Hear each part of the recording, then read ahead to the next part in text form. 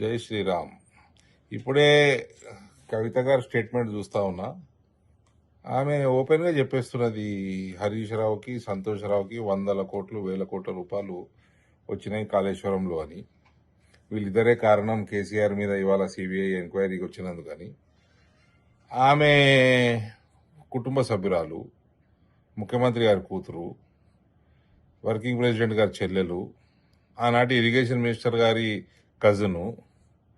ఆమె అంత బాగా అంత పెద్ద మాటలు చెప్తుంటే, అంత ఓపెన్గా ఆమెకు తెలిసినట్టు మాట్లాడినప్పుడు, రేపు సిబిఐ టేకప్ చేయగానే ఇన్వెస్టిగేషన్ ఫస్ట్ కవిత గారిని పిలుచుకోవాలండి. ఫస్ట్ కవిత గారిని పిలుచుకుంటే ఈజీ అయిపోతుంది, టాస్క్ ఈజీ అవుతుంది.